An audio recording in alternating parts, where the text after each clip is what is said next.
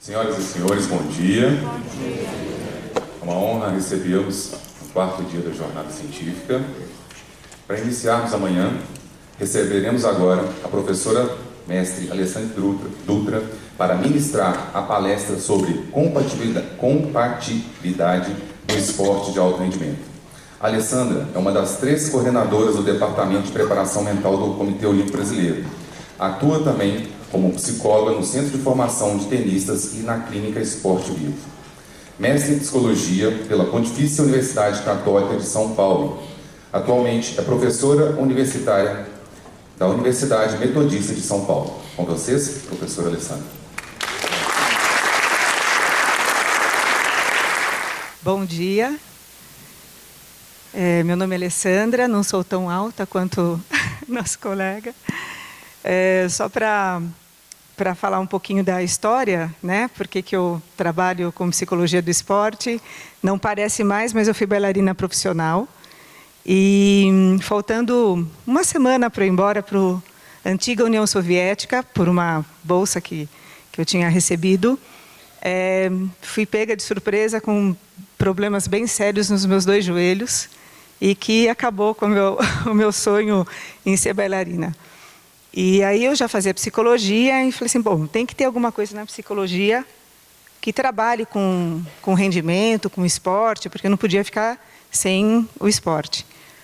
Foi então que eu descobri a psicologia do esporte, no Brasil ainda não tinha.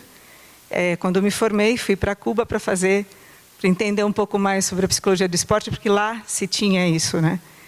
E lá fui conhecendo novas teorias de psicologia, teorias que aqui no Brasil a gente não tem acesso muitas vezes. E ali fui me especializando mais na psicologia sócio-histórica e fui tendo contato com aquilo que eu mais gostava mesmo, né? Que era entender como que os russos trabalhavam, como que os cubanos trabalhavam, como que países trabalhavam com a questão da psicologia, né? E quando eu voltei, acabei já tendo, ainda bem, assim, uma vida próspera na psicologia do esporte. E em 2000 eu comecei a estudar, comecei a viajar muito por conta da psicologia do esporte. E comecei a entender um pouquinho como que funcionava toda a questão da psicologia, da questão das emoções em outros atletas que não fossem os brasileiros, né? Porque eu via e falava, caraca, a gente aqui consegue, eles treinam tudo direitinho, fazem tudo direitinho, por que tem certo momento que parece que não passa mais, né? Quando você está em competição com outros países. Aí isso começou a fazer com que eu fosse buscar um pouco das respostas. E aí, então, hoje a gente vai falar sobre a questão da combatividade no alto rendimento, que depois de 26 anos de profissão, eu consegui, acho que, criar uma maneira de olhar um pouquinho para os nossos atletas de uma forma histórica, tá? Queria que vocês olhassem um pouco essas imagens aqui. O Brasil tem isso? Tem histórico assim?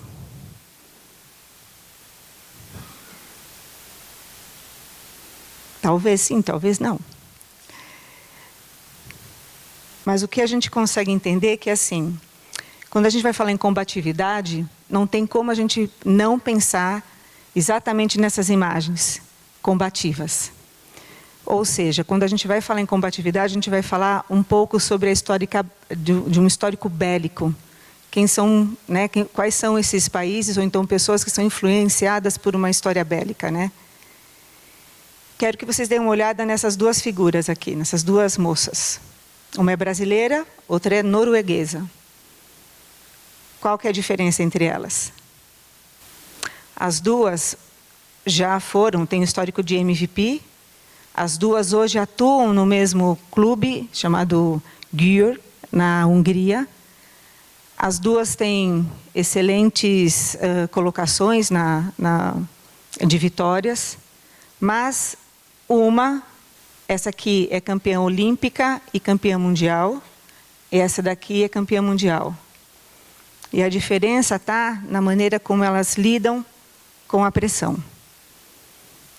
As duas são estruturalmente fortes, são talentosas, são competentes, são altamente disciplinadas, mas uma vem de uma história bélica e a outra não.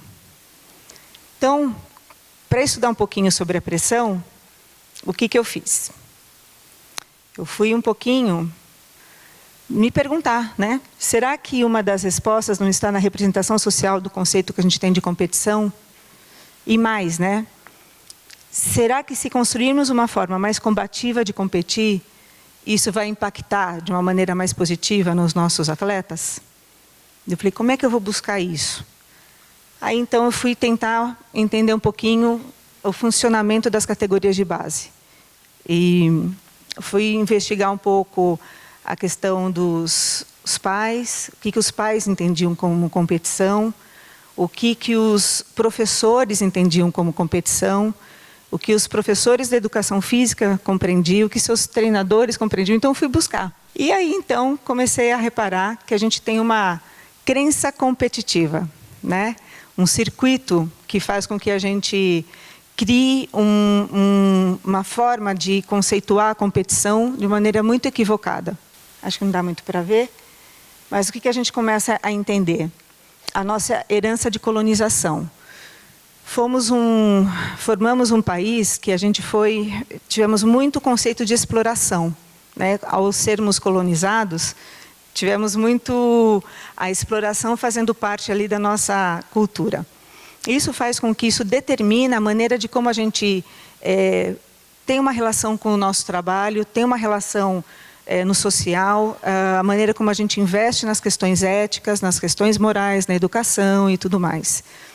Aí a gente aprende um pouquinho a valorizar tudo aquilo que vem dos norte-americanos. E isso era muito incentivado pela mídia, por tudo, né? Então, assim, o que é bom dos americanos a gente importava. Só que a gente importou também de uma maneira muito equivocada, que nem eles são assim quando eles vão pensar em competição.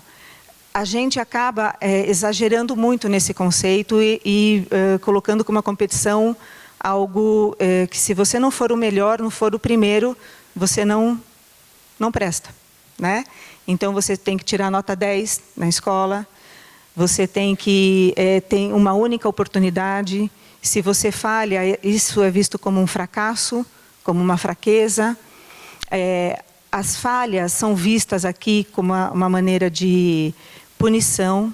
A gente não vê as falhas e as vitórias e as derrotas como como o mesmo processo de aprendizado. A gente tem muita pressa, muita urgência nos resultados. E o nosso sistema de competição, ele passa por uma coisa chamada comparação. Então, essa é uma forma de adoecer os nossos atletas e adoecer as pessoas que convivem com o esporte. Por quê? Desde pequenininho, então, a gente vem com essa bagagem dos pais, que também entendem a competição como uma comparação e a gente, como tem uma autocrítica muito elevada, quando a gente vai na comparação, a gente se subjuga. Então, o outro sempre é melhor. Às vezes um filho chega para você e fala, mãe, eu tirei nota 5, e o resto da classe, quanto tirou? Ah, tirei 10, e o resto da classe? Então, a gente tem uma medida de comparação que a gente confunde com competição. E aí, então, quando os nossos atletas que são crianças, vão para a escola, que lá também eles sofrem influência dos seus professores e também dos seus treinadores, um dia eles vão crescer, vão fazer educação física e vão também virar treinadores e também vão virar professores e vão virar pais. Então, o circuito se mantém, né? Aí que a gente chama da síndrome do vira-lata. Porque a gente não valoriza os passos que a gente tem, a gente não valoriza o que nós temos, não valoriza toda a nossa forma de ser. E isso também é muito na ciência. A gente importa muito a questão de uma metodologia, a gente importa muito a ciência e a gente não valoriza o que tem aqui, o que a gente faz aqui. E aí que mora, uma coisa é a gente compartilhar, dividir, ampliar nosso saber. Outra coisa é a gente importar aquilo como sendo a realidade absoluta, a verdadeira, e isso não é assim. Então, isso eu falo para vocês com propriedade, porque eu conheço a maioria dos países do nosso planeta, e pude ter a oportunidade de estar na cultura de cada um deles e perceber que existem coisas excelentes e também coisas que precisam ser, né, trabalhadas no planeta todo.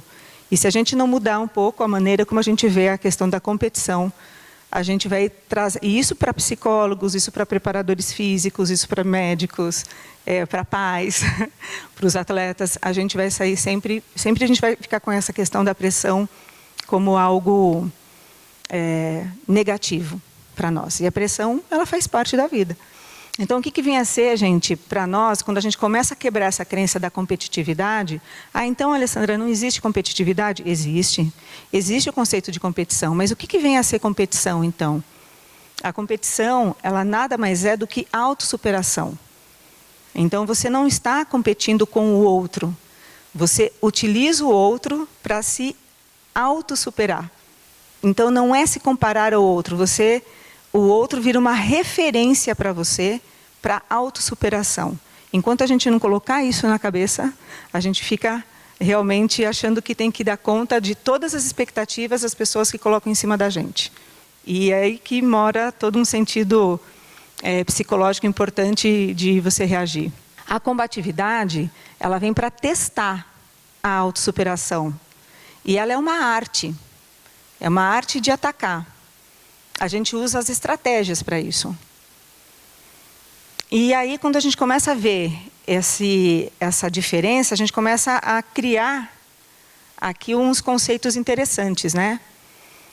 A competitividade, quando você quebra essa crença cristalizadora, vamos pensar assim, do que vem ser competição, moldada em comparação, e você começa a olhar para você e usar a competição para se autoconhecer e se autoaperfeiçoar, né, criar a própria excelência, você quebra com esse conceito da pressão. E você, assim, porque a gente também acha muito heróico a pessoa que não chora, né, a pessoa que não que trabalha aquele workaholic, que não é assim, gente. Tudo tem que ser muito pensado. Não adianta você trabalhar que nem um doido, louco, e no fim o resultado, ai, nossa, mas você foi lá. Então, até a maneira como a gente valoriza esse tipo de compensações heróicas, né, está errado, porque a gente tem uma base na cabeça, né, de competição equivocada. Então, quando a gente fala em competitividade, a gente vai ter que falar em autossuperação. E quando a gente fala em combatividade, a gente vai falar que ela é estratégica e ela está baseada numa arte de atacar. Até uma defesa, até uma ação que você faz, até na ginástica olímpica, quando você faz um movimento X, ali é uma arte de atacar. Ah, mas espera aí, mas então, estratégia de defesa, até a maneira como você cria a tua estratégia de defesa é uma arte para atacar. Quando você também cria uma estratégia de ataque, é uma arte. Então, ela é muito estratégica, a questão da combatividade. Quais são os elementos dessa intersecção, né? Para a gente ter a questão da combatividade, a gente tem que ter um ambiente combativo, a afetividade dirigida para a combatividade, temos que ter uma tarefa estratégica envolvida e temos que ter pessoas. Essa é a intersecção está aqui no ambiente correto, na afetividade correta, na tarefa correta e na pessoa correta. Não adianta a gente ter tudo combativo e a pessoa não for combativa. Ou a pessoa ser combativa, mas a tarefa dela não ser estratégica, não ser combativa. Então, a gente tem que adequar esses 4 elementos aqui. Temos 3 estratégias. Aqui a gente vai dar tempo de montar a estratégia 1, tá bom? Na estratégia 1, o que ela tem como base central? A eficiência. Para a gente ter a eficiência combativa, a gente precisa da estratégia, da experiência, da confiança e da liderança. Essas 4 aqui também têm um estudo temático envolvido com a combatividade. E como é que a gente ganha experiência? Acertando e errando. Tá? Tendo vitórias e tendo derrotas. Ambas devem ser analisadas da mesma maneira. Tanto a vitória, o que eu vou aprender com essa vitória e o que eu estou aprendendo com essa derrota. Né? Então, a gente foca nas emoções que estamos sentindo naquele momento, e na frustração, na decepção, mas a gente não foca na questão correta, que é aprender com aquela derrota. Quando a gente vai falar em modelo combativo, a gente vai falar em 4 categorias, que é a identidade, a consciência, a atividade e a afetividade, que tem a ver com aquela intersecção que a gente falou. E sempre, sempre colocar no concreto. Tá? Então, é uma psicologia voltada para um homem concreto. É uma fala concreta, é para aquela pessoa, para aquele ser, para aquele indivíduo que está fazendo aquele movimento. Então, a gente tem que ter uma condição objetiva muito importante para poder entender a questão da combatividade. É um conceito que é aplicado no dia a dia. As categorias que a gente vai utilizar, tudo isso daqui, ele é totalmente possível você aplicar, que você tem que ter isso no conceito para você poder aplicar. Mas a gente tem que deixar muito a identidade, vamos dizer, a identidade do atleta tem que estar muito limpa. A gente tem que investir muito nessa identidade do clube, a identidade de uma seleção, a identidade de uma equipe, ou então de um atleta que vai representar. Então, a identidade é uma coisa muito importante dentro da combatividade. O risco, o quão ele se arrisca. Excesso de garantia, o que significa? E também excesso de risco, o que significa? O que isso dá? Né? Eu costumo falar que treinador só dá para o atleta aquilo que ele tem. Então, às vezes, não adianta ele pegar e falar, vai, porque você não arriscou, vai lá. Se ele não se arrisca, se ele não consegue passar para o seu atleta aquilo que é importante para ele. É uma questão muito de uma conexão, de uma relação. Então, os atletas, o esporte ele é construído no dia a dia, nas relações. Entendeu? Então, não adianta a gente pegar e falar assim, poxa, você não criou ali. Será que você é criativo a ponto de conseguir dar esses elementos para os seus atletas? Será que o quão corajoso você é para você poder falar para o seu atleta que ele não arriscou ali?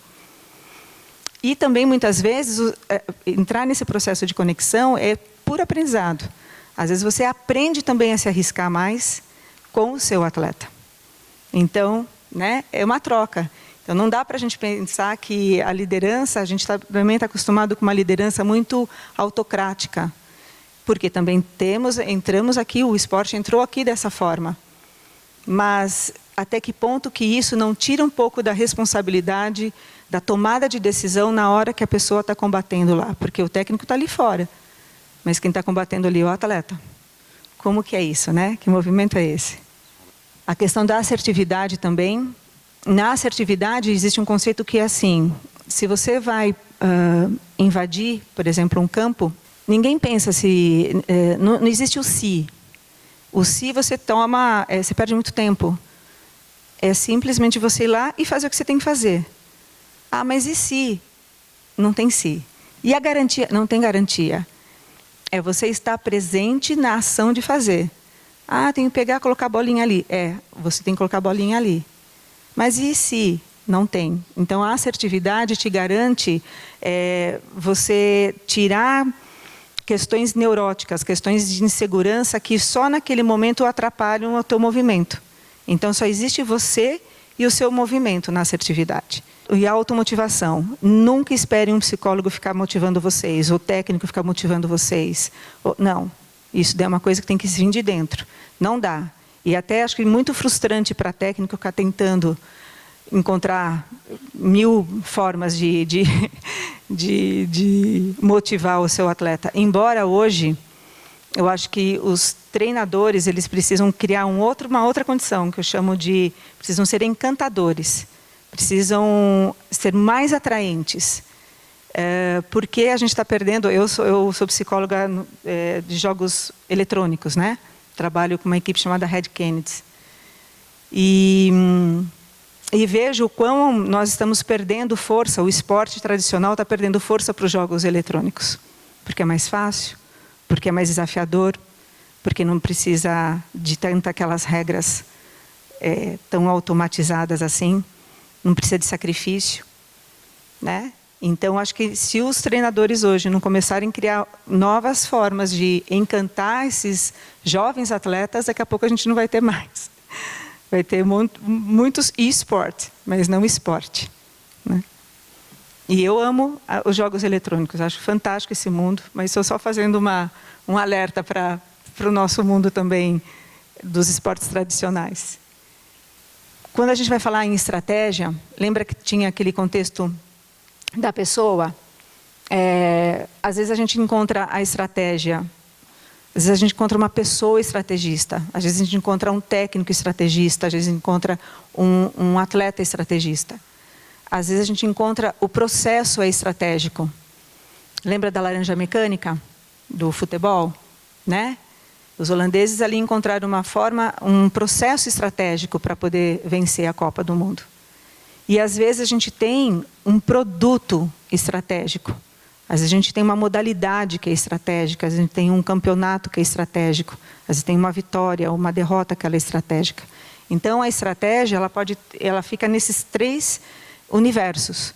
E a gente precisa aprender a identificar, porque fica mais fácil também para você criar um plano de ação quando você identifica. Quando a gente vai falar em estrutura combativa, a gente vai falar assim, ó. Temos 10 lições combativas. Antes das pessoas entrarem para elas começarem a quebrar, né, as crenças, a gente apresenta 10 lições para elas.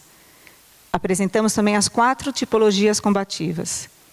Os 4 temperamentos, que na verdade não são temperamentos, eu chamo de traços personológicos.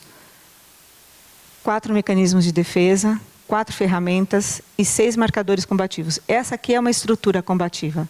E eu vou apresentar para vocês isso aqui. Vamos falar dos marcadores, dos 6 grandes marcadores. E aí vocês vão fazendo uma análise o quão combativo vocês são e o quão competitivos vocês são. Quando a gente vai falar em termos de valores combativos, na competitividade, a competitividade já com a quebra né, daquela crença limitadora, tá bom? Aqui a gente já está falando quando a pessoa já conseguiu adquirir a questão, ou está no processo de conquistar o conceito correto da competitividade. A gente vai falar em justiça. Na combatividade, a gente vai falar em honra. Ah, não foi justo, é justo. Ai, por justiça eu vou ganhar. Ai, por justiça. Ai, o árbitro não foi justo. A gente usa muito isso. Se a gente está nesse modelo de justo, não justo, a gente está num modelo muito competitivo ainda. E, quando a gente vai falar em honra, eu quero disputar esse campeonato porque eu preciso honrar o meu clube, eu preciso honrar o nome da minha família. A honra está por trás, está dentro de um modelo combativo. O valor combativo está aí. Quanto ao adversário, na competitividade a gente vai ter a autossuperação. Já na combatividade, o adversário nada mais é do que um obstáculo a ser retirado. Eu falo, né? Você tem que tirar ele da sua frente, porque o que você quer não é ele, o que está por trás dele. Você quer o campeonato, você quer a medalha, você quer o primeiro lugar ou o segundo lugar, enfim. Não é ele que é o teu objetivo. Quando a gente vai falar em competição equivocada, a gente fica muito em cima do adversário. E isso vai lançando muita ansiedade, vai deixando você com muita pressão, vivenciando uma coisa muito insegura. Não é o adversário, é o que ele está te impedindo de conquistar. Então, algo um pouquinho mais elevado. Quanto aos sentimentos e cognição, na competitividade a gente vai desenvolver o autocontrole. Desenvolvido o autocontrole, isso passa a ser foco na combatividade. A pressão, a gente vai também trabalhar aqui na competitividade a pressão, mas ela vira automotivação, porque é gostoso estar em pressão. A frieza, ela é necessária aqui também. Só que a frieza se transforma na combatividade em estratégia. Sabe, alguém aqui assistia Pokémon? Lembra do Pikachu que virava Raichu? É isso, tá bom? Resultados. Vitória e derrota. Tá? A gente vai ficar muito em cima de vitória e derrota. Vitória, derrota, vitória e derrota. Na combatividade, a gente fala que não basta derrotar ou vencer. Você tem que anular as forças do seu adversário e deixar uma mensagem ali. O mais importante é deixar uma mensagem. Se você saiu derrotado, se você saiu vitorioso, o mais importante é a questão do legado que você está defendendo e da mensagem que você quer deixar. Né? Puxa, foi muito difícil vencer daquela equipe. Eu lembro que quando trabalhava no handball feminino, eu lembro que na primeira Olimpíada, não. No primeiro Mundial que eu fui, escutei o técnico da Rússia falando assim, que ele não estudava o Brasil. Ele não precisava estudar o Brasil para vencer. Não era uma coisa... Nossa, aquilo me deu um negócio. Aí, depois de 6 anos, ele mesmo chegou e falou assim, hoje a gente precisa estudar muito o Brasil. Porque o Brasil, do nada, reacende. Então, isso foi uma vitória para nós, assim, porque a gente deixou um legado, a gente foi criando, foi desenvolvendo essa atitude combativa. Né? Quanto ao ritual de inibição, uma coisa que é importante a gente saber é que investir muito na combatividade, na questão dos rituais. E a gente tem 3 tipos de rituais, que também aqui não vamos entrar, mas quando a gente vai falar num ritual de inibição, na competitividade a gente fala muito em provocação, né? Em provocar, em ser provocado, e o quanto que isso você precisa aprender a controlar esse duelo, né? Na combatividade, a gente fala em desafio. Eu te desafio, eu sou desafiado. Né? Não é provocado, mas é um desafio, é diferente. Na execução da tarefa, a gente vai falar na competitividade em conquista. Eu vou conquistar. E na combatividade, eu vou defender o que eu conquisto. Eu defendo a minha honra, eu defendo as minhas ideias, eu defendo a minha estratégia.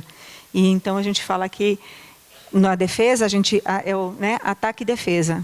Tanto o ataque quanto a defesa, ela vira uma defesa. Tá? Você está defendendo o que você já construiu, está defendendo a tua equipe. É uma questão muito... que a gente vai ver daqui a pouquinho, nacionalista. Né?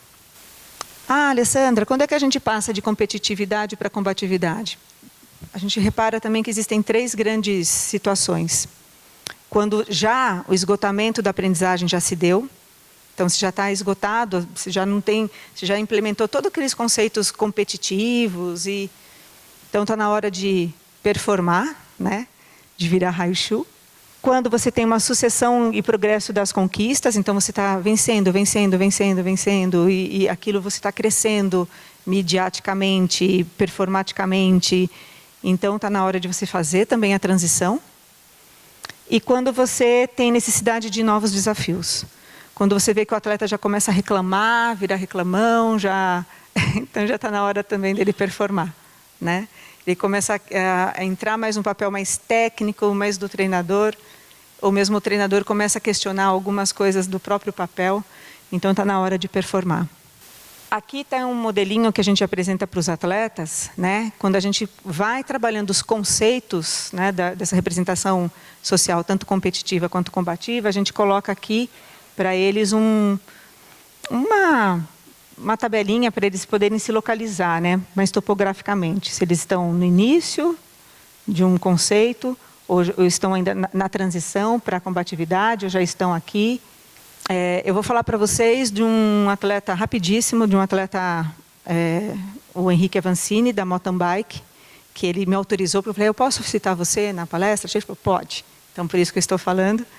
O Henrique Avancini, quando nós começamos o trabalho com ele, em 2015, ele estava aqui. A gente está em 2019, né? Ele está aqui. Tá? Alessandra, é você que faz essa marcação? Não. Quando eles começam a entrar nesse modelo, eles vão se autoanalisando, que é o mais importante. Eles se colocarem, e você acabar observando isso também, né? Através do quê? Através dos resultados, do amadurecimento do atleta, o que ele vem trazendo até hoje, né? Hoje ele é o campeão mundial, né? Em 2015 ele era o 18º do mundo. Plano estratégico. Então, a gente também lembra das metas? Estava falando ali, a gente tem as metas de processo e a meta de resultado. É muito importante uma coisa. Só tem meta aquele atleta ou aquele treinador, ou aquela equipe, que tem uma identidade consolidada, ou, lembra que a gente falou da confiança? Que se sente confiante. Você não vai estabelecer meta enquanto você não se sentir confiante. Por isso que, às vezes, temos que tomar muito cuidado com a questão do coaching, de a gente implementar uma meta, porque, às vezes, aquela meta ela é idealizada, mas ela não é uma meta incorporada. Porque você só vai ter meta se você acreditar em você. Se você não acreditar, pode vir a meta mais linda do mundo. Não vai. Tá? E aí, fado ao fracasso. Porque nós não somos um país, infelizmente, acho que talvez a gente vá aprender a fazer isso ainda, planejar. Nós não somos criados, a gente não foi criado para planejar. A gente não teve isso, não teve matéria no colégio, na escola. Nossos pais não estão agora aprendendo a fazer uma educação financeira que tem a ver com planejamento. Tá? Então, como é que a gente, no país aqui, a gente vai falar muito em planejamento estratégico, planejamento, se a gente não tem isso no dia a dia? Como é que a gente vai fazer com que o atleta acredite que tudo é treinável? Tudo pode ser planejado? Porque a gente já fica assim, e se? Lembra da assertividade? Tem que buscar sempre o momento. Então, temos que investir muito em formação de planejamento.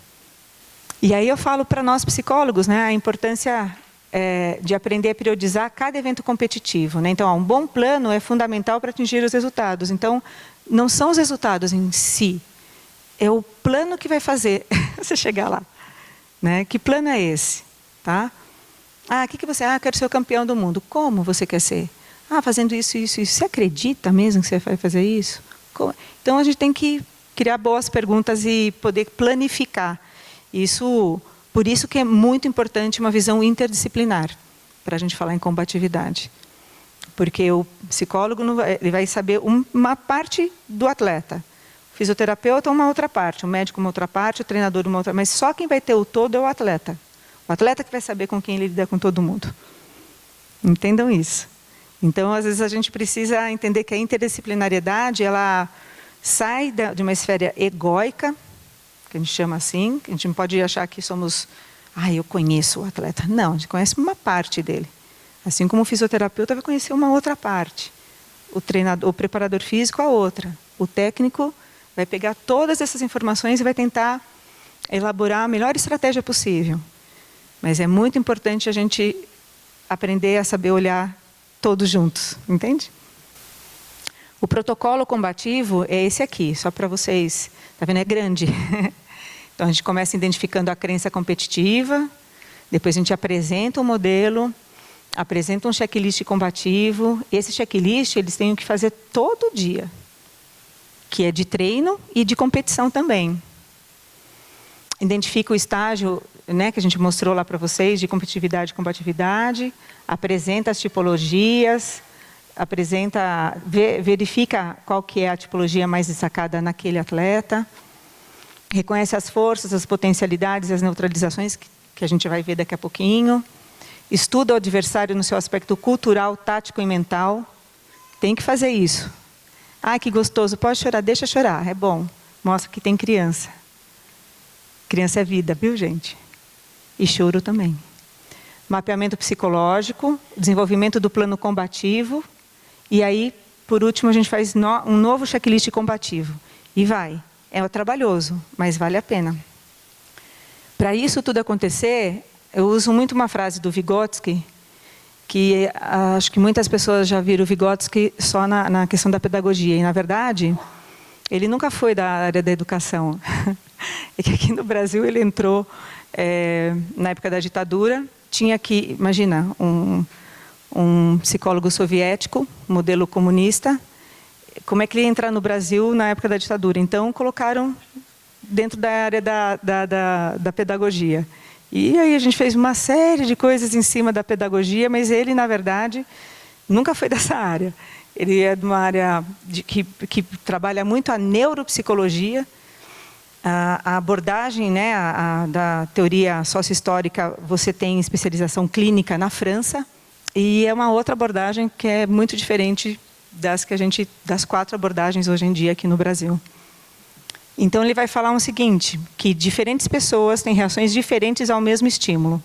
E diferentes pessoas têm reações semelhantes ao mesmo estímulo. Com base nisso, você faz uma ativação combativa. Entendem isso? O que quer dizer? Não adianta você fazer uma periodização coletiva, sem também entender o individual, porque cada um tem um rendimento. Né? Então, a periodização, periodizar, planificar, é muito mais do que você pegar todo mundo junto e fazer uma coisa única. Porque cada um vai responder de uma maneira, porque, de repente, um precisa de 10 horas de treino, estou aqui, outro de 4 horas de treino, e você precisa aprender a ler isso, para poder até estimular melhor o seu atleta. Vamos preparar para o combate. Lembrando, então, né, que vamos falar agora da arte de combater, que nós vamos falar das 10 lições combativas. A gente vai começar por aí. Primeira coisa, não se faz uma preparação de mentira. Não adianta a gente falar que a gente fez uma preparação, às vezes no papel está muito bonito, ou então porque a gente não sabe planejar. Então a gente tem que aprender a fazer essa planificação e mais, né? Não adianta a gente sair por aí falando, eu fiz a preparação psicológica, ou então... Não, é no dia a dia que se constrói, tá? Não é uma palestra que vai transformar a vida das pessoas. Personalidade é uma coisa muito complexa e que a gente vive mudando o tempo todo. Então, tudo é muito dinâmico, né? Então, a gente tem que ter as informações sempre muito bem trabalhadas na nossa mente para a gente poder sempre utilizar as melhores ferramentas a cada dia. Então, preparação de mentira vai virar tudo mentira, não se tem.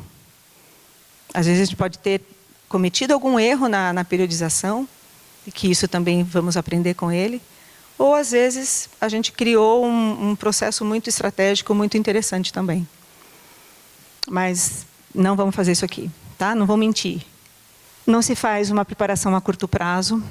Então, a gente investe muito, infelizmente, a gente está numa cultura que investe muito no imediatismo e no resultado, enquanto eu acho que um país que não tem uma política importante para esporte e para arte tem alguma coisa equivocada, porque a gente não estimula o cidadão quanto um todo, né? O psicológico dele fica completamente comprometido. Então, a gente precisa entender que, exatamente por isso que a gente fica muito ávido com o resultado, e se a gente formar boas pessoas, o resultado virão, né? Eu lembro uma vez que eu estava com uma equipe de futsal fora do país, e eles, assim, de categoria de base, e eles estavam dando uma lavada nos americanos. Nos canadenses. Uma lavada, assim. Os canadenses, nem aí. Aí, assim, felizes, porque estavam ali com essa nossa equipe interagindo. Aí eu lembro que nós saímos assim muito felizes. Nossa, a gente venceu. Só que depois, gente, eu tive a oportunidade de ver aqueles mesmos rapazes, depois de 5 anos. Aí a gente que estava assim, e eles que estavam sorrindo. Porque eles estavam aprendendo como fazer a coisa.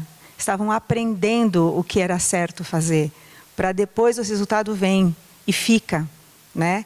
Então a gente quer logo, talvez seja por essa educação nossa competitiva, ou talvez porque a gente é muito forçado com os resultados, ou porque os patrocinadores também têm esse conceito de competição equivocado, então é tudo para ontem. E aí a gente fica vendido num circuito que precisamos aprender a sair disso, para a gente poder saber que é com sofrimento, sim, né? Por exemplo, o molusco Lippe, não sei se vocês já ouviram falar nessa historinha, né? Que entrou uma areia na conchinha lá, e aí fez ele sofrer. E aí o molusco, com o sofrimento desse corpo estranho, ele liberou uma substância. E aí essa liberação dessa substância, com esse grãozinho de areia, formou a linda pérola, né? É assim, é trabalhoso mesmo. É sofrido, é trabalhoso, temos os sacrifícios ali, e o resultado vai vir com o tempo. A coisa bela virá com o tempo e fica, né? Não se quebra, não se não se lesiona, não para uma carreira antes do tempo, né? O meu mesmo foi, eu parei a carreira antes do tempo, por quê, né? Então, coisas assim. Maturidade coletiva é a terceira lição. A gente tem que ir construindo essa maturidade, as pessoas têm que ir se relacionando para elas poderem...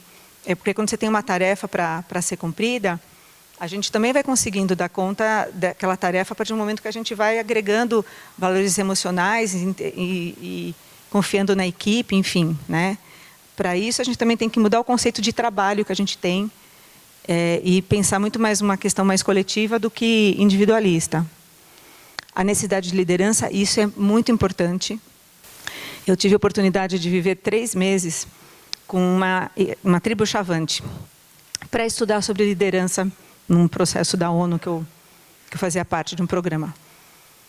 E lá a gente viu que não se tem um líder. Porque se tiver um único líder, vem uma outra tribo e anula esse líder. E aí a tribo toda enfraquece. Então, estimular as lideranças é muito importante, para que a gente tenha vários tipos de líderes. E que, principalmente, que todos eles possam ter uma proatividade. Eu tive um problema ano passado na Red Kennedy, que a gente até foi agora para o circuito desafiante, porque nós não tínhamos um líder. E eu não consegui cutucar. Não foi uma coisa muito impactante, né? Não conseguia estimular alguém, uma dificuldade que eu tive de desenvolver a liderança em alguém ali para poder assumir a responsabilidade. Ninguém queria. Então, é uma coisa assim que a gente precisa aprender também a como fazer isso melhor, né? Quais são esses líderes, né? Não depender de um único jogador. Infelizmente, a gente tem aquele menino dos olhos que a gente vê assim, ficar depositando ali e às vezes cega. Então, treinadores, escutem os seus pares para ajudar a compor melhor toda uma situação, né? Criar boas loucuras. É importante criar boas loucuras. Eu não treinei isso. Uma grande oportunidade para ver se dá conta ou não, né? Às vezes é bom. Não perder a nacionalidade.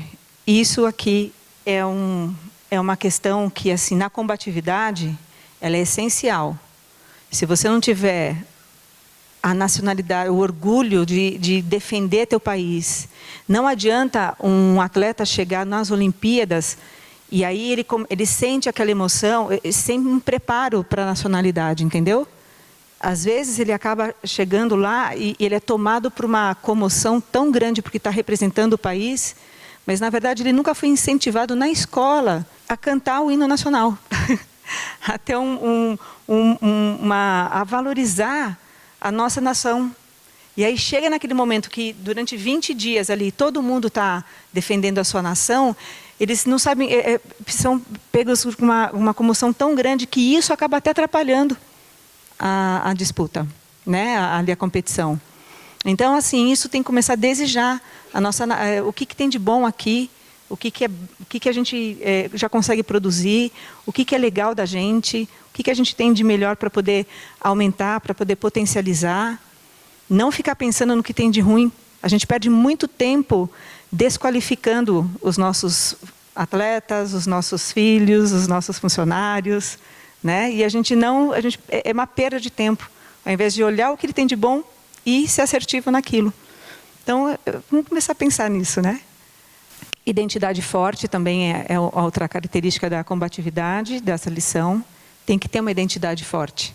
Tem que ter uma identidade que você assuma, seja ela qual for. Mas tem que ter. Tem que estar transparente para você. E a gente tem que... às vezes, tem uma equipe que ela tem... às vezes o técnico tem uma identidade muito clara. Às vezes a estratégia técnica é a identidade da equipe. E assim vai. Recuperação rápida de uma frustração. E a gente fica se lamentando muito. E, sem querer também, os psicólogos latinos ficam muito ali, né? Não, sabe? A gente tem que ajudá-los a se recuperar rápido. Porque é melhor assim. Trabalhar a razão e a emoção voltadas para estratégias. Tem gente que se acha muito assim, eu sou muito frio, sou muito racional. Que pena. E tem gente que é muito emocional também. né? E que pena. Então vamos tentar pegar os dois lados que nós temos, que são potentes, né? E transformar isso numa grande... Porque o que vai acontecer? O nosso lado racional vai dar uma direção para nós. E o nosso lado emocional qualifica essa direção. Te dá o norte ali, te dá a intensidade da situação, o quão é motivador para você, o quão não é. Então, assim, não despreze nem a razão e nem a emoção. Vamos falar das tipologias combativas, rapidinho. A gente tem 4 tipologias combativas que a gente conseguiu verificar nesses anos todos, né? O caçador. O perfil caçador é aquele perfil de atleta que ele caça a bola, ele caça o placar, ele é fominha mesmo. Por exemplo, a gente tem goleiros que são caçadores, que eles não defendem o espaço ali da trave, ele quer a bola. Então não pensem só que são só aqueles que são os artilheiros, que são os caçadores. É aquele que fica pensando no tempo, ele faz a matemática estatística, o quanto que ele precisa, ele caça. O negócio dele é caçar a bola, caçar o campo, caçar a trilha, caçar os metros dentro da água. O otimizador é aquele atleta que do nada ele reacende. Ele está muito voltado para a questão motivacional. Então, quando ele entra, ele levanta a equipe dele, ele consegue reenergizar a equipe que está cansada, ou ele está muito cansado, do nada ele consegue reacender. Então, ele vira um otimizador de equipe, ou dele mesmo, né? O defensor é aquele atleta que defende os seus companheiros, que defende a tua instituição, que defende teu clube, que defende o espaço onde ele está, que defende o amigo, que defende, sabe? Ele defende alguma coisa, ele está ali muito mais num papel de defensor do que de caçador. Então, lembra que a gente fala que a defesa também é um ataque, né? Então, ele tem uma instituição na cabeça dele, uma estratégia defensiva. Ele age porque ele vai cobrir o amigo, que ele fala, deixa comigo, né? Ele cobre. E o inibidor, então é aquela pessoa que a história dele você respeita a história que ele traz, ou então ele tem uma figura, uma persona inibidora, e isso faz toda a diferença dentro do contexto esportivo também. Às vezes ele pode não seja tão bom, mas só o fato dele entrar já pisca do lado de lá. Mecanismos de defesa, quais são? A gente tem a blindagem. O que é a blindagem, né? Eu gosto muito da figura do Iron Man para isso. Ele coloca uma capa protetora. Ele põe uma capa protetora. E nessa capa protetora, assim, ele se blinda da torcida, às vezes da torcida adversária, se blinda de uma situação emocional da qual naquele momento não vai só atrapalhá-lo. Então ele cria uma blindagem para poder dar conta da tarefa dele. A âncora é outro mecanismo. O que ele vence a âncora, né? Uma atitude firmada. Pela experiência passada dele, ele coloca na cabeça dele assim, hoje eu não vou deixar a defesa furar. Então, hoje eu vou dar aquelas 3 piruetas e acabou. Hoje eu não vou brigar com ninguém. Sabe quando você coloca uma afirmação para você e você está tão confiante naquela afirmação que ninguém tira, então a gente chama de âncora. Tem um pensamento ancorado. O efeito da âncora é esse aqui, ó. Você determina um pensamento, se sente corajoso, então se sente motivado a desenvolver certa ação. A racionalização é um outro mecanismo, que é muito voltado para o aqui e agora. Então você está entendendo que a instrução que o técnico está te dando, você está presente no momento, na experiência aqui e agora, e você faz tudo conforme você está sentindo, quer dizer, a consciência que você está tendo naquele momento. Muitas vezes o treinador passa a instrução para o atleta faz assim, mas entendeu? Porque não está lá, né? Então a racionalização você passa uma informação e ele está presente naquela informação. Ele está no aqui e agora. E a fluidez. que é a tua capacidade de... É uma confiança que vem, que você só sente um fluido e fala, agora vou. Vamos lá, vamos para as cabeças. Vamos ver o que acontece. Então, são 4 esses mecanismos também de defesa.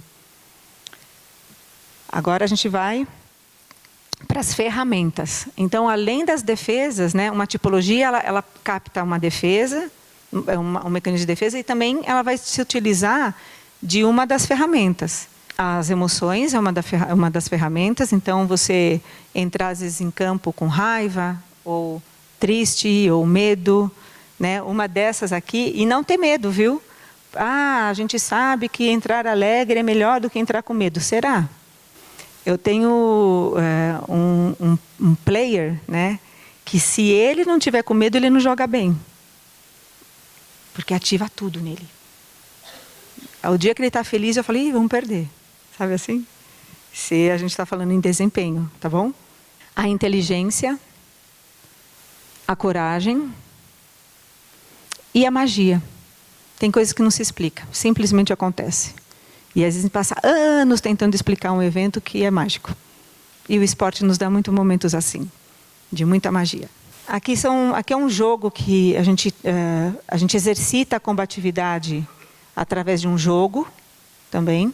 E temos as forças neutralizadoras. Então, quando a gente acaba, por exemplo, fazendo uma análise do adversário no modelo combativo, por exemplo, se eu tenho uma equipe caçadora, ou um atleta caçador, por exemplo, a gente faz esse modelo nesse jogo, a gente também monta, porque é tudo no concreto, lembra que eu falo para vocês?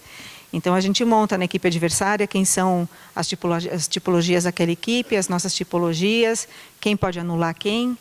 Então, só um caçador anula um outro caçador, não tem como. E quem vence? Aquele que tiver mais recurso. Só um inibidor anula um otimizador anula um defensor e um defensor anula um inibidor. Isso que a gente já conseguiu perceber.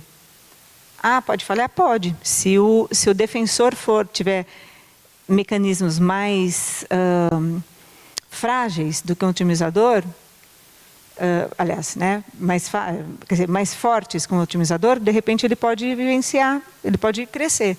Aí isso faz com que a gente pegue esse otimizador e fale assim, puxa, vamos tentar potencializar as tuas ferramentas, né, o teu emocional, então a questão técnica, tática. Mas esse aqui, pode ter certeza, quando ele está muito bem, não tem para defensor. E assim vai. Aqui tem os 4 traços personológicos, está vendo? Agressivo, defensivo, estratégico e criativo. Então, a gente pode ter um caçador agressivo, um caçador defensivo, um caçador estratégico, um caçador criativo. Então, a gente vai trabalhando essas combinações também.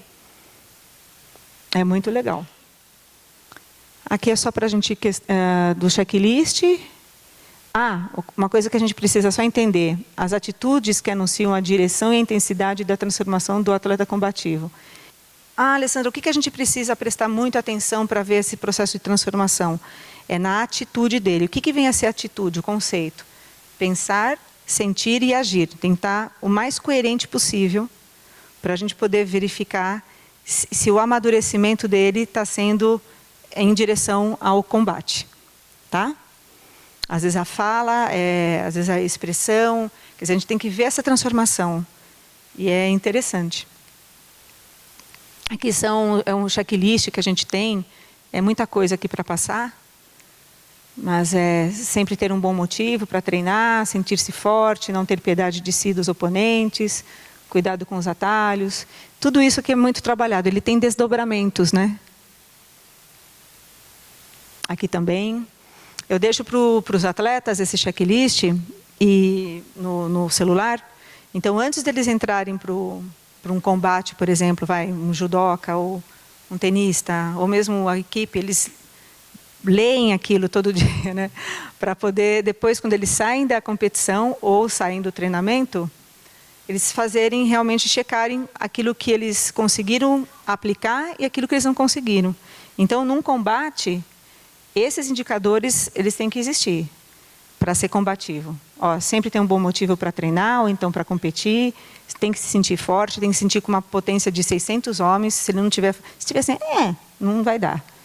Não ter piedade de si dos oponentes, Cuidado, né, com os atalhos, autocontrole, teatralidade como arma, não sacrifique a sua posição e seja seu ou sua melhor amiga.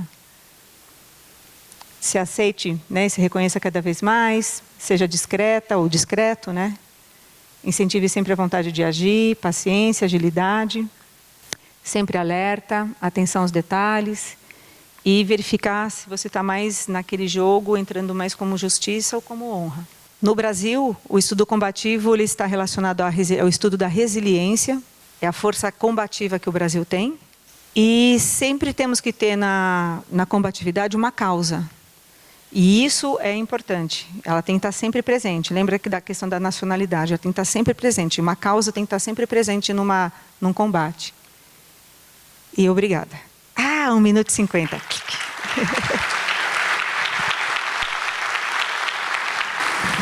Obrigado, professora Alessandra. Para ministrar as perguntas, convido aqui nossa colega, professora, mestre Marisa Santiago, por favor. Coordenadora da Psicologia do Esporte do Minas Tênis Clube. Salva de palmas para Marisa. Bom dia a todos. Eu agradeço muito, Alessandra, sua palestra. Na verdade, contar um pouquinho uma história aqui, pequenininha. Quando eu conheci a Alessandra, foi numa reunião do COB, e ela falou de combatividade, e eu fiquei encantada com o tema. Depois eu encontrei em congressos, ela também falando, e eu só te parabenizo pela força, pela coragem, porque é um tema completamente novo no esporte, principalmente no Brasil, né? A gente sabe disso. Toda a teoria ela busca na Rússia, ela busca nos Estados Unidos, né? Na França, mas aqui a gente não tem. Então, eu fiquei encantada com o tema, porque eu acho que os nossos atletas precisam muito, a gente precisa trabalhar isso muito com os atletas, para a gente, às vezes, em alguns momentos da competição, dar aquele clique, né? Aquele momento ali que é o que a gente precisa, fazer esse atleta entender como que a pressão é tão importante para ele lidar com a pressão. Então, só contar essa historinha, por que eu acho que a combatividade é tão importante, e te agradecer muito a palestra e a coragem desse tema novo aí. Não acha nada em referências, tá, gente, no Brasil. A literatura está muito nova ainda. A Alessandra está com um livro, né, na boca do forno aí para sair para a gente, mas eu fiquei encantada, então só te agradeço a presença. Bem, claro que com uma palestra dessa eu pensei em 30 mil coisas à medida que você foi falando, que pensar na aplicabilidade disso para a gente aqui, para os nossos atletas. E algumas coisas são básicas para a gente, e quando você fala que é cultural, que a gente tem que mudar um pouquinho isso, quer dizer, a gente vem de casa com esses valores, né? Eu vou te fazer uma pergunta: como a gente pode trabalhar, principalmente com os nossos atletas da base, atividades, eu sei que tem uns joguinhos e tudo, mas atividades para estimular essa combatividade, que é uma coisa tão nova e tão, vamos dizer assim, e tão incipiente na nossa cultura? Então, eu acho que a melhor ferramenta que a gente tem é a informação. Então, acho que na categoria de base, não dá para a gente trabalhar a criança isolada da família, sabe? Da família, da escola e do próprio clube. Então, tem que trazer muito esses pais para discussões do que significa a competição, o que ele espera do filho, falar em planejamento, falar em estratégia, desmistificar esses conteúdos, levar até a escola palestras com relação a isso, para que todo mundo comece a ter essa sinergia que a gente fala, né? E com eles a atividade é essa, e desmistificando através de, você põe filmes para eles começarem a ver como que reagem, né, as outras pessoas, colocam jogos, fala para estudar as reações comportamentais, emocionais, os gestos, né, de cada atleta, verificar o que ele pensa disso, quer dizer, dar voz para esse atleta começar a desenvolver. E aí acho que isso combina muito com... Eles são rápidos, eles aprendem. Só que, como qualquer criança ou qualquer jovem adolescente, em todo espaço que ele tiver tem que estar falando sobre isso. Não adianta a gente falar aqui e na casa ou na escola, né? Então tem que trazer esse professor de educação física da escola e criando, acho que, todo esse conceito. Pensando nisso, claro, eu sempre penso que aqui no clube a gente tem um trabalho muito grande, né, desde as escolinhas até o alto rendimento, quando a gente pensa que a gente pega um atleta bem pequenininho e o clube tem essa ideia de formar o cidadão, né, de formar o atleta, mas enquanto cidadão. Então a gente tem esse pilar da educação, a gente tem esse pilar do esporte, né, então assim, a gente pensa que a gente pode trabalhar muito nesse sentido com esses atletas. Claro, eu acredito que um grande desafio para nós, para nós adultos também, está no planejar. Eu acho que a gente não tem vamos dizer, esse costume, né, de fazer um planejamento a longo prazo, porque eu acho que é um tema que o tempo todo, para você desenvolver estratégias para atingir uma meta, você tem que aprender a planejar. Eu acho que é uma grande questão que a gente precisa. E investir muito na autoconfiança, sabe, deles, né? Da autoestima. A gente, como eu falei, a gente tem uma educação muito reguladora e muito perversa. Então, a gente só fica mostrando o que ele não faz de bom. A gente tem é um discurso, a gente tem muito corretor, né? E que a gente tem que ser mesmo, tem que ter um feedback mais... corretivo, que acho que a gente vai corrigindo, mas a gente fica só mostrando para eles aquilo que ele não faz, aquilo que não é bom, que não é bom, que não é bom. E isso acho que compromete muito o nosso olhar também, né? Claro. Como desenvolver estratégias, né, vamos dizer assim, para ser mais combativo com os atletas de ponta? Ou os técnicos também, com os atletas? Eu acho que assim, a primeira coisa é você desenvolver, mostrar para eles o quão bons eles são nas competências que ele tem. A gente fica muito assim, olha, essas aqui são as forças dele, essas aqui são as fraquezas dele. Ok, mas a gente fica só no diagnóstico disso, né? Agora, pegar uma força que ele tem e começar a estudar aquela força, de como ele pode sobressair por conta daquela força, a gente não faz isso. Então, tem que montar estratégias em cima do que ele já tem. Porque daí, ele fortalecendo um dos pilares, vamos colocar assim, fica mais fácil dele desdobrar para outras coisas. Porque a base de tudo é a autoconfiança. Se você não é autoconfiante, você não vai fazer. Sem dúvida.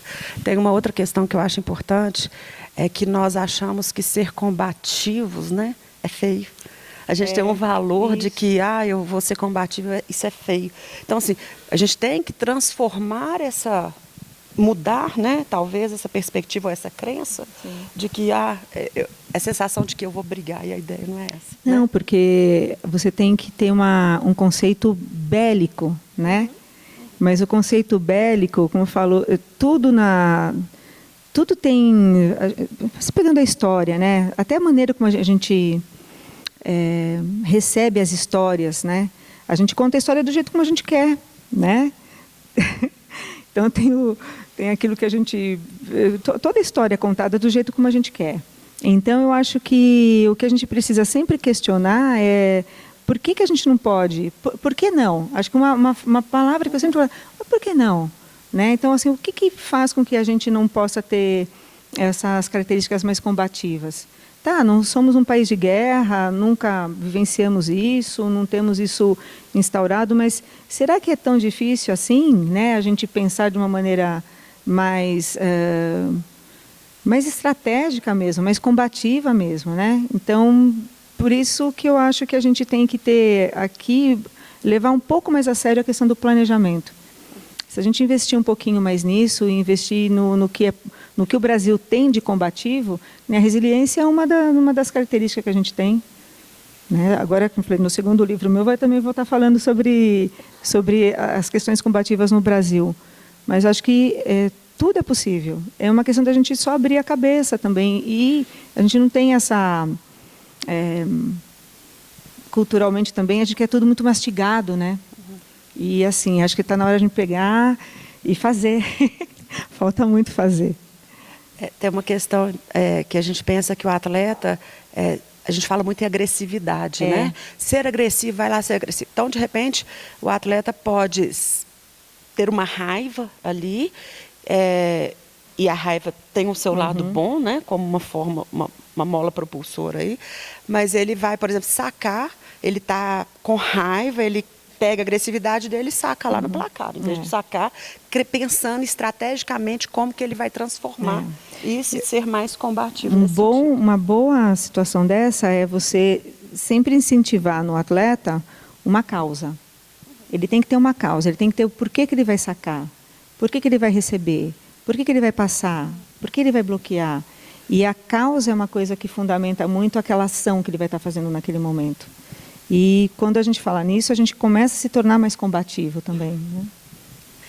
Né? Abrir para perguntas, né, Cláudia? Sim? Tem perguntas? Quem? Alô. Bom dia. Bom dia. Alessandra, aqui. Ali. É que eu sou baixinho igual você. Então tá bom. Parabéns pela palestra. Muito interessante isso, né? Esse assunto é verdadeiramente um dos pontos mais sensíveis hoje da preparação de atletas.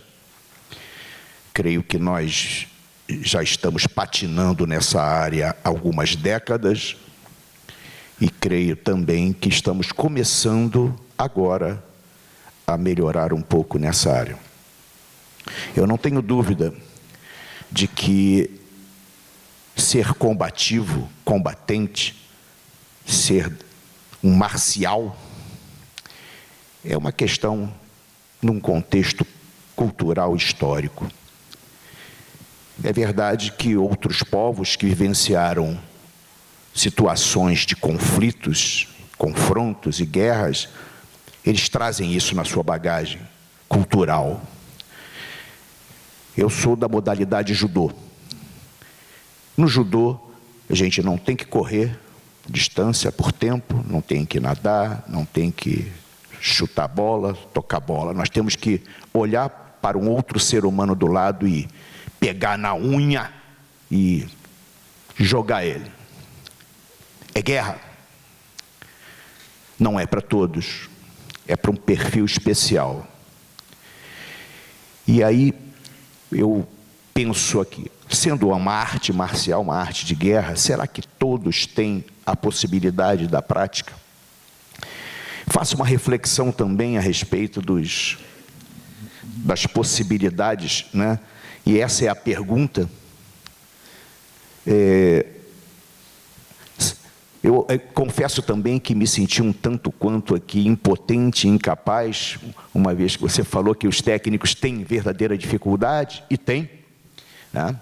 É preciso que o técnico abra seu horizonte de observações com relação ao seu atleta. É necessário que o técnico conheça, né? Faça um raio-x do seu atleta para ele chegar num limiar, num limite de atendimento nessa questão. E creio que daí para frente passe verdadeiramente a um especialista da área. Mas eu também acho que a experiência, a vivência do técnico também o credencia a tomar algumas ações e atitudes. E me reporto, desculpa me alongar um pouco, mas eu acho que eu preciso me explicar adequadamente.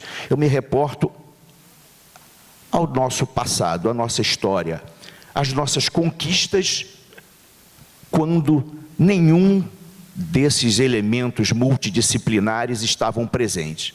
Quando os atletas eram preparados no quintal de suas casas, nos terrenos, nos campos de várzea, e ainda assim nós conseguimos alguns resultados extraordinários. Então, creio que isso depende verdadeiramente de educação, né? Cultura. É preciso vivenciar uma melhor educação, é preciso melhorar a nossa cultura para que todos nós estejamos melhores preparados para tal feito. E aí a pergunta é a seguinte: existem também fatores genéticos que inibem a performance e o perfil de um atleta para ser combativo? Olha, eu vou falar uma coisa assim para você. Se a gente pegar o projeto Genoma, claro que você tem ali, a gente herda, né, geneticamente as questões ontogeneticamente ou filogeneticamente dos nossos antepassados. Mas, se a gente colocar só nesse modelo, você vai determinar o atleta, né? Você vai determinar um perfil. Você determinando um perfil, você cria automaticamente uma exclusão de outras, né, de outras oportunidades, de outras pessoas também. Então, você criar um fator determinante automaticamente faz você também virar excludente, você excluir. Então, eu prefiro pensar assim, que se a gente é uma pessoa que se autossupera, né, se a gente tem essa característica de autossuperação, que tem a ver com essa capacidade de você performar, não é a questão genética que tem que ser predominante, ela tem que ser respeitada, ela tem que ser uma coisa que você tem que ter como consciência que ela existe, até para você também ter a oportunidade de se autossuperar, entendeu? Então, eu acho que se a gente pegar só essa questão genética, a gente vai reduzir muito o conceito que nós temos de performance e muito a questão da autossuperação. Mais alguma pergunta? Bom dia, meu nome é Maria. Eu achei sensacional quando você falou do contexto histórico, né?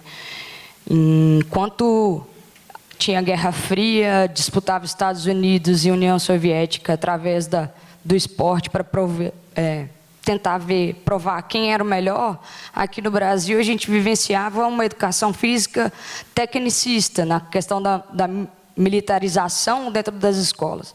Aí a gente criou duas gerações, aqueles que gostavam do esporte e aqueles que detestavam o esporte em razão de ser muito mecânico. Aí a gente criou uma outra educação física, aquela que o esporte é excludente e que a competição faz mal. Aí a gente criou a nova geração daqueles que não sabem lidar com adversidades e frustrações.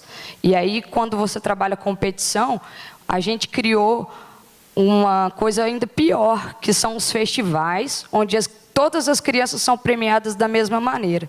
E aqueles mais competitivos, vamos dizer assim, sabem que recebem a medalha igual sem merecer. Então, assim, eu queria saber com relação a essa formação esportiva que hoje a gente lida, né? Ontem os professores falaram a questão do life skills, das competências para a vida, dessa geração que não sabe lidar com essas adversidades. Então, assim, como é que seria um modelo de competição para a formação que não fosse esse tipo de festival onde todo mundo é premiado, né? Mesmo aqueles sabendo que não merecem aquela mesma premiação daquele que se esforçou um pouco mais. Eu acho que esse é um dos nossos dilemas atuais, porque esses meninos e meninas, né, a questão educacional, a nossa geração não está preparada para se frustrar. Os pais não permitem essa frustração. E isso compromete muito o conceito que a gente faz de competição, né? Então, o que a gente propõe? O que eu acho que precisaria muito acontecer? Muitas reuniões, muito bombardeio de informação para esses pais, porque a gente fica com eles, mesmo que a gente fique no dia 4 horas, né? Esses meninos voltam para suas casas e são alimentados ali naquele sistema familiar. E a gente vê o quanto que isso é nocivo, tóxico.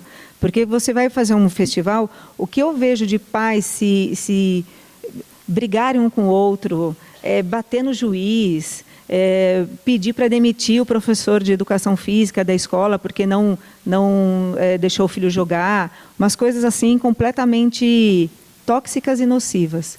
Então, o que eu vejo que a primeira coisa que teria que fazer é criar uma educação esportiva, de retomar uma educação esportiva, sabe? Porque está muito enfraquecida essa relação com o esporte dentro das escolas, dentro das possibilidades, dentro das entidades, dentro dos clubes.